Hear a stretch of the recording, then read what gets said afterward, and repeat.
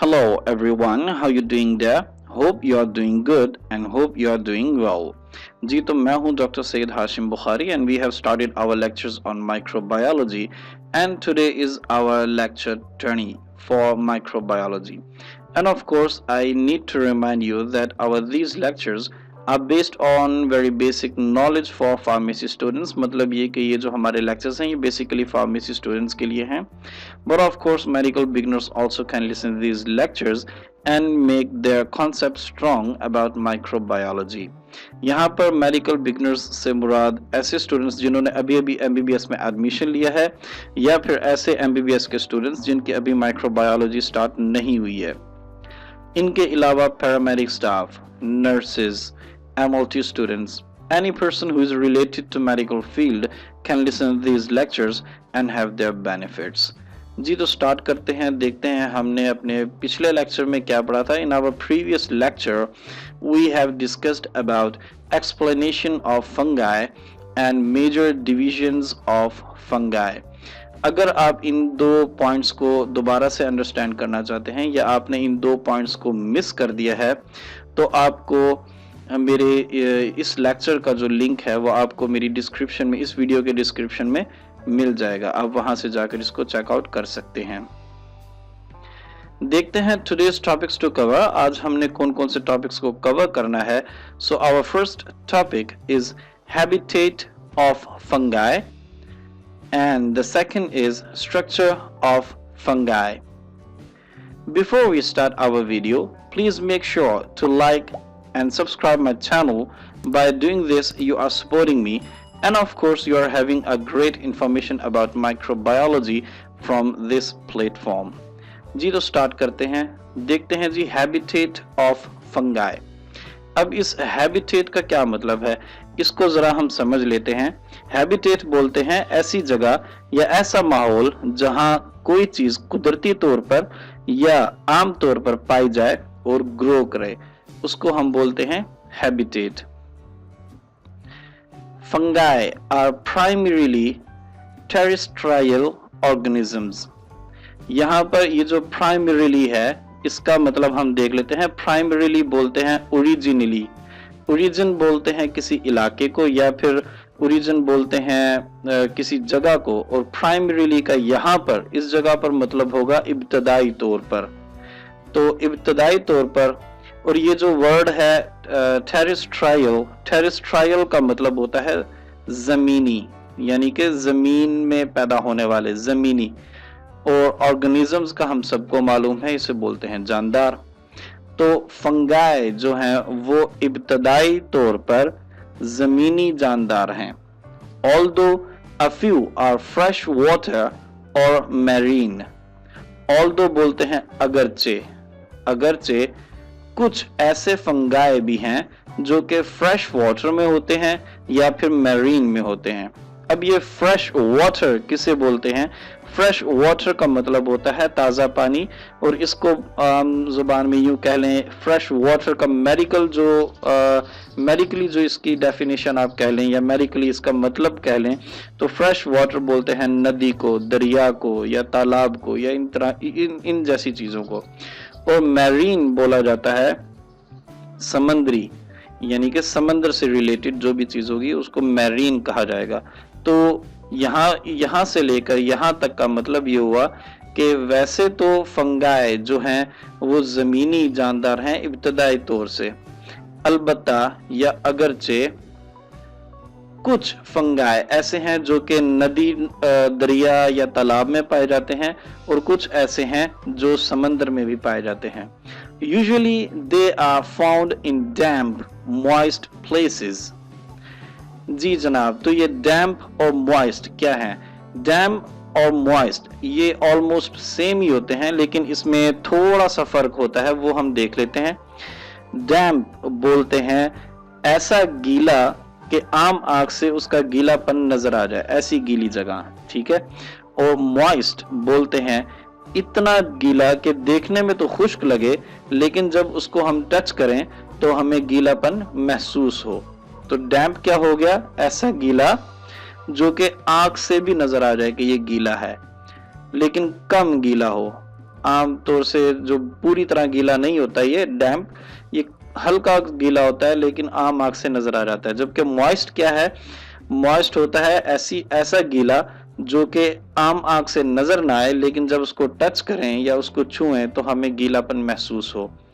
तो यूजुअली आमतौर पर ये फंगाई जो है वो पाए जाते हैं गीली जगहों पर एंड डिकम्पोजिंग ऑर्गेनिक मैटर, या फिर ये पाए जाते हैं डिकम्पोजिंग ऑर्गेनिक मैटर्स पर।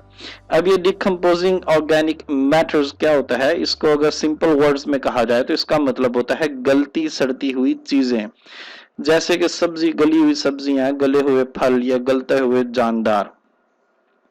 तो ये इसका था फर्स्ट पॉइंट। अब देखते हैं next point. Many are pathogenic and infect plants and animals. Pathogenic को मैंने पहले भी एक्सप्लेन कर दिया था आप लोगों को। ये हम पढ़ रहे हैं habitat of fungi. Habitat of fungi का सेकंड पॉइंट है, जिसका मतलब ये हुआ कि बहुत से ऐसे फंगाई हैं जो कि पैथोजेनिक हैं, डिजीज कॉज करते हैं और इन्फेक्ट करते हैं किनको, प्लांट्स को और एनिमल्स को। इन्फेक्ट का मतलब नुकसान पहुंचाना कह लें आप, तो नुकसान पहुंचाते हैं पौधों को और जानवरों को। About 3/4 of all vascular plants form associations। यहां पर कहा जा रहा है कि तकरीबन 3/4 हिस्सा किनका, वेस्कुलर प्लांट्स का। वेस्कुलर प्लांट्स का 3/4 हिस्सा जो है, फॉर्म का मतलब होता है बनाना और एसोसिएशंस का मतलब होता है ताल्लुकदारी। तो ये 3/4 हिस्सा जो है प्लांट्स के, वेस्कुलर प्लांट्स के, वो ताल्लुकदारी बनाते हैं। इन प्लांट्स को क्या कहा जाता है, माइकोराइजियाई। माइकोराइजियाई इन प्लांट्स की एक खास किस्म है। तो वो जो माइकोराइजियाई प्लांट्स हैं, वो उनका 3/4 हिस्सा जो है वो एसोसिएट होता है, मतलब ये कि ताल्लुकदारी बनाता है between their roots and fungi, यानी कि रूट्स के दरमियान, उनकी रूट्स के दरमियान, इन पौधों की रूट्स के दरमियान और फंगाई के दरमियान ये एक ताल्लुकदारी बनाता है। The next point is lichens are associations of fungi and either algae or cyanobacteria। Lichens भी एक खास तरह के पौधे होते हैं, एक खास तरह के प्लांट्स होते हैं। ये ताल्लुकदारी बनाते हैं किन किन चीजों में, फंगाई में या फिर एल्जी में, फंगाई और एल्जी के दरमियान, या फिर फंगाई और साइनोबैक्टीरिया के दरमियान। तो ये खास ताल्लुकदारी बनाते हैं। साइनोबैक्टीरिया काइंड ऑफ बैक्टीरिया, एक बैक्टीरिया की टाइप है। अब इतना आप समझ लें, इतना बहुत है। और ये एल्जी जो है, एल्जी हम आम जुबान में बोलें तो इसको काई कहा जाता है। तो fungi also are found in the upper portion of many plants. ये जो फंगाई हैं ये वहां पर कहां पर पाए जाते हैं, ये पाए जाते हैं काफी प्लांट्स के अपर पोर्शन पर, यानी कि ऊपरी हिस्से में ये फंगाई पाए जाते हैं। ऑल्सो का मतलब आप सबको पता ही है। These endophytic fungi affect plant reproduction and palatability to herbivores। जी, अब देख लेते हैं फंगाई। ये जो फंगाई हैं ये काफी प्लांट्स के अपर पोर्शन में ताल्लुकदारी बनाते हैं। These endophytic fungi. अब ये एंडोफाइटिक फंगाई क्या हैं, इसको हम थोड़ा सा इलेबोरेट कर लेते हैं, इसको समझ लेते हैं। एंडोफाइटिक फंगाई का मतलब होता है फंगस का किसी पौधे के अंदर अपना लाइफ साइकिल पूरा होने तक उसको इफेक्ट करना या उसके अंदर रहना। दोबारा समझ लीजिए, एंडोफाइटिक फंगाई क्या होता है, फंगस का किसी पौधे के अंदर अपनी लाइफ साइकिल पूरा होने तक रहना। तो ये जब इसके अंदर रहता है अपनी लाइफ साइकिल पूरा होने तक, तो ये इफेक्ट करता है प्लांट की रिप्रोडक्शन को, यानी कि अमले तौलीद को, रिप्रोडक्शन को इफेक्ट करता है, और साथ में पेलेटेबिलिटी को। अब ये पेलेटेबिलिटी क्या होता है, पेलेटेबिलिटी होता है जायका या फिर लज्जत। उस खास पौधे का जायका या फिर उस खास पौधे की लज्जत टू हेर्बीवर्स। हेर्बीवर्स क्या होता है? ऐसे जानदारों को हेर्बीवर्स कहा जाता है जो कि पौधे खाते हैं।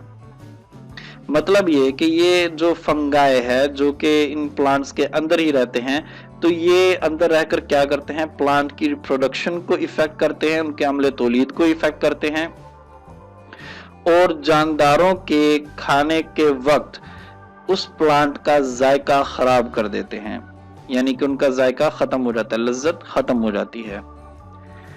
नेक्स्ट है जी स्ट्रक्चर ऑफ फंगाई, देख लेते हैं। The body or vegetative structure of a fungus is called a thallus.